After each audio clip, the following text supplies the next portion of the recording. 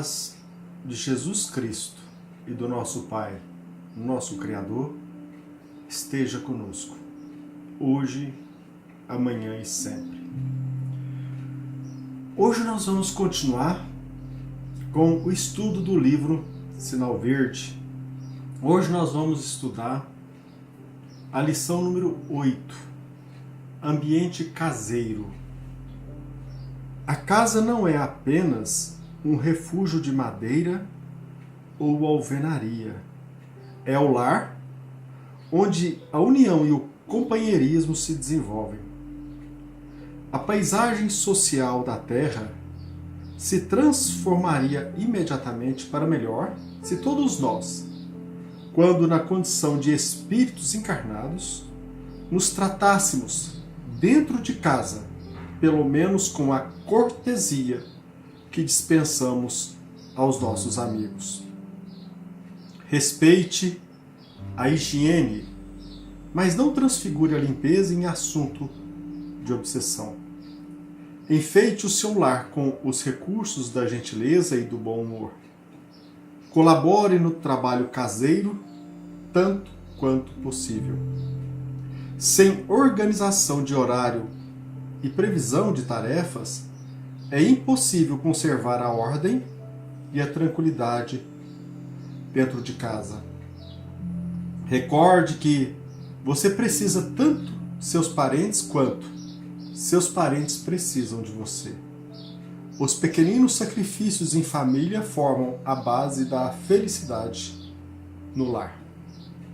Meus irmãos, quem acompanha o nosso canal certamente já ouviu várias vezes eu me referindo ao Instituto do Lar da Família como uma instituição sagrada.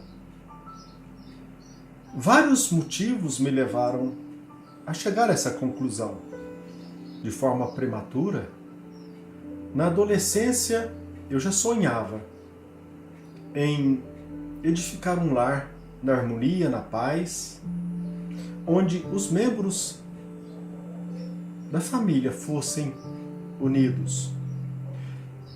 Obviamente, eu tenho a certeza de que eu trouxe essa convicção, ou esse desejo, ou melhor dizendo, este sonho de encarnações passadas.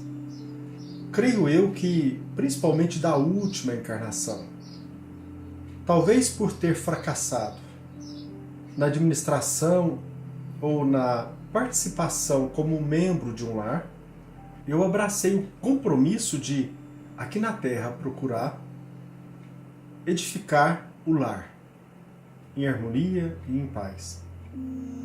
Obviamente, aos 14 anos, como eu já disse,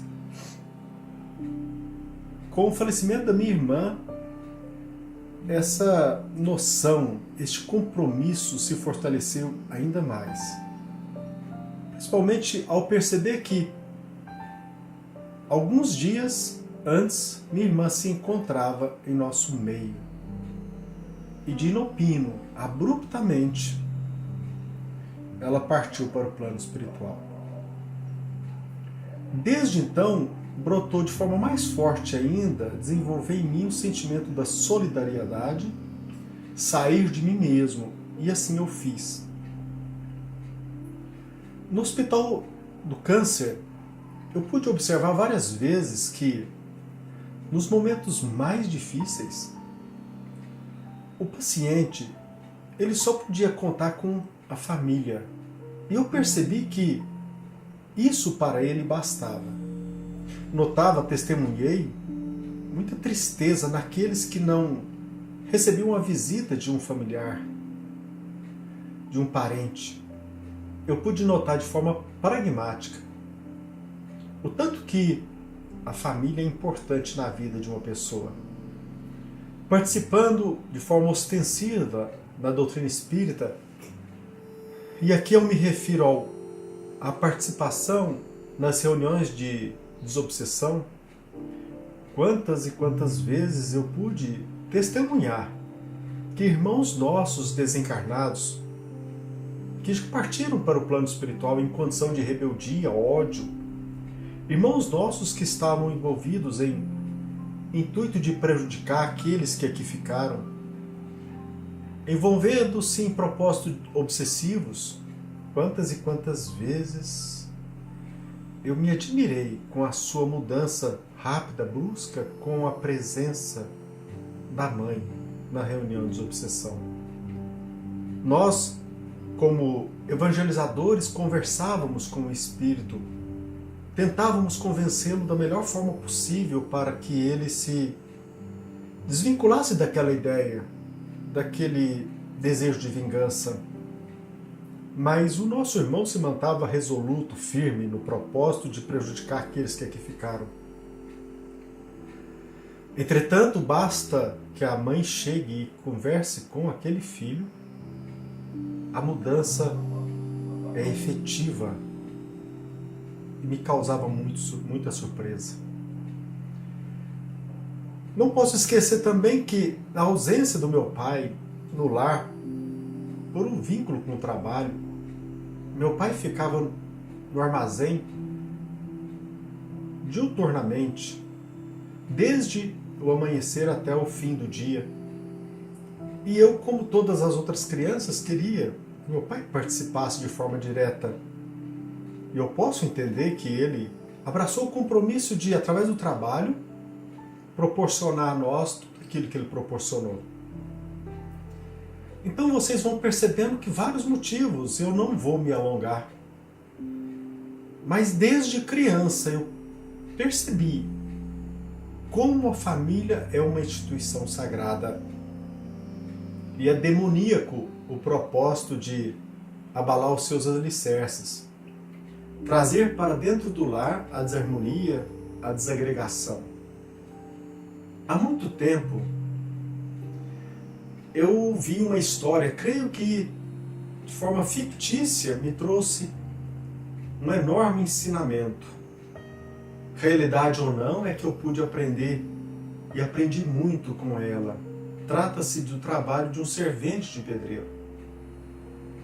Você certamente já ouviu essa história que conta, que narra que um servente de pedreiro, com seu carrinho de mão, carregava pedras. 3 serventes de pedreiros, cada um com a sua forma, com o seu modo de carregar pedras. O primeiro sendo perguntado: "O que você está fazendo?" Ele respondeu, de forma agressiva e rude: "Você não está vendo que eu estou carregando pedra?" Aquela resposta agressiva nos mostra talvez quantas e quantas vezes nós participamos do lar, da família, e não mantemos dentro de nós nenhum intuito sereno de procurar concretizar o ideal, o objetivo, a finalidade da instituição sagrada. Ao segundo servente de pedreiro, a mesma pergunta foi feita: "O que você está fazendo?" E o servente de pedreiro respondeu: "Eu estou carregando pedra." Nesta resposta nós observamos uma calma, uma tranquilidade e o desenvolvimento de um trabalho que lhe foi acometido, que lhe foi proposto e ele abraçou, executando-o de forma calma. Todavia, o que mais me surpreendeu foi a resposta do terceiro: "O que você está fazendo?" Ele levantou o olhar e apontou para a igreja e disse: "Eu estou construindo aquela igreja." Eu pude perceber que profundidade tem essa resposta. Um servente de pedreiro com a noção exata, plena, ampla da sua função aqui na Terra. Enquanto muitos se preocupam com cargos, títulos, considerações públicas, ele, desenvolvendo a sua tarefa simples, ele estava imbuído do propósito divino de levantar uma igreja. Creio que é muito importante a participação de pessoas em cursos preparatórios para o casamento, para que todos tenham a noção da importância desta instituição. Como nos ensina André Luiz, se nós nos envolvêssemos com os nossos irmãos dentro do lar, com a mesma cortesia, com a mesma delicadeza e educação que nós usamos no trato pessoal com os nossos amigos fora do lar, o lar seria outro. E é importante dizer que edificação, moradia, não representa por si só o lar. Lar onde existe a presença do amor dentro de qualquer edificação, onde se abrigam semelhantes, com o mesmo propósito de, em torno da família, atender à vontade do nosso Pai. E vale ressaltar aquilo que já foi dito nas outras lições. E é bom que se diga que, neste livro, onde André Luiz nos apresenta sinais que devem ser atendidos, observados, onde o verde nos mostra uma aprovação silente daquilo que deveria ser feito ou daquilo que deve ser feito, o amarelo, a atenção, o cuidado, e o vermelho, o zelo, a atenção desdobrada. Mas nessa lição, André Luiz nos fala, nos pede para que nós ajudemos dentro do lar, colaborando nas atividades da casa. Isso faz parte do propósito daquele que está sinceramente envolvido na colaboração, e a solidariedade inicia-se dentro de casa.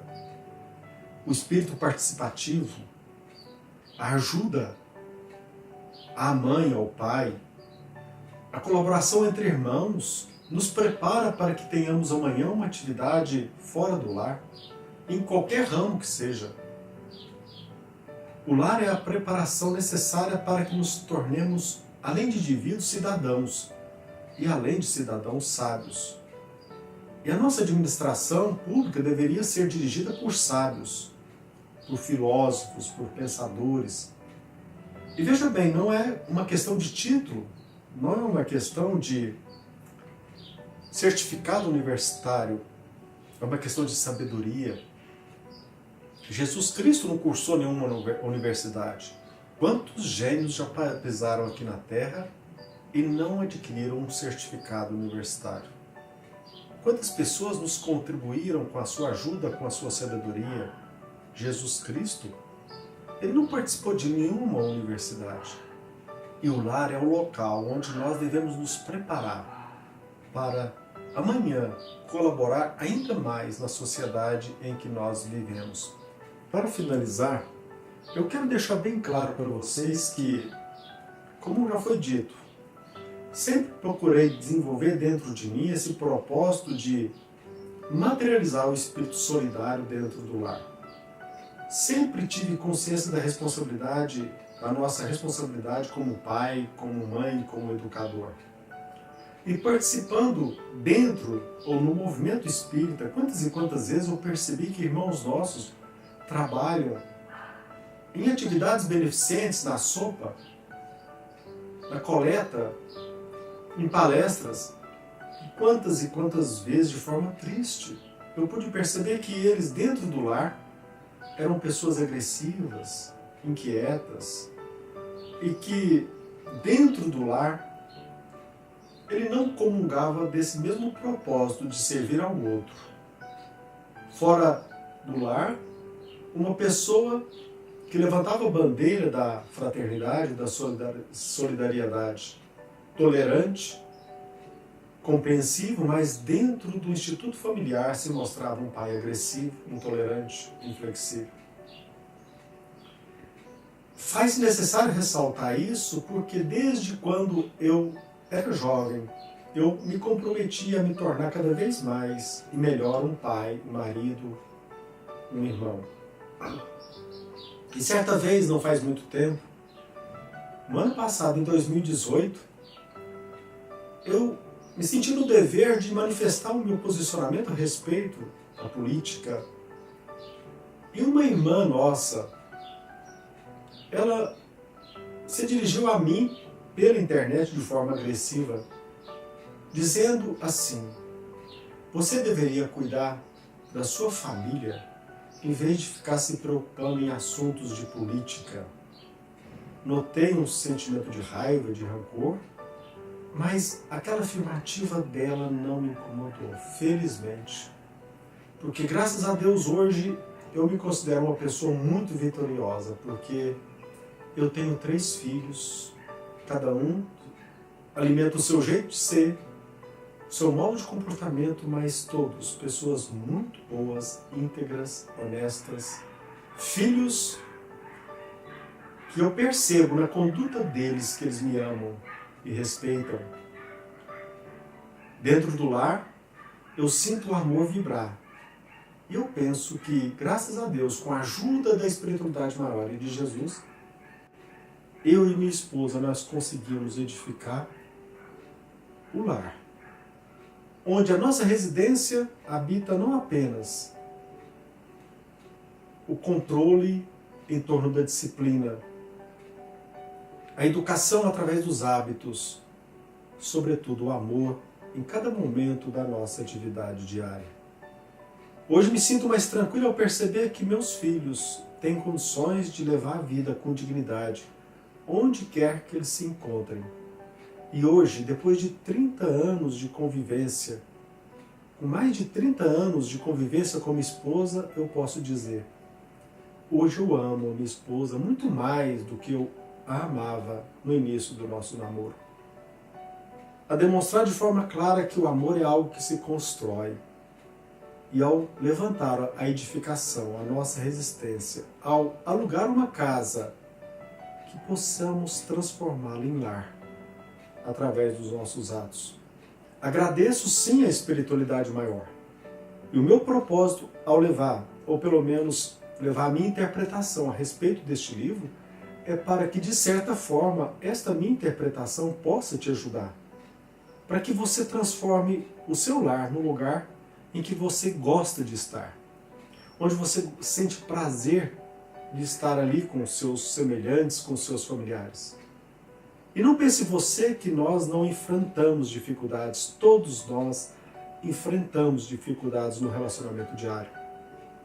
Mas o amor é a lei mais forte que pode nos unir e restabelecer a harmonia quebrada antes pela nossa rebeldia e pela nossa sensação infantil de tentar levar a vida de forma solitária.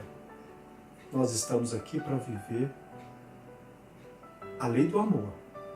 E o dia em que nós aprendermos isso, a nossa vida se transformará drasticamente para melhor. Nós não seremos os mesmos.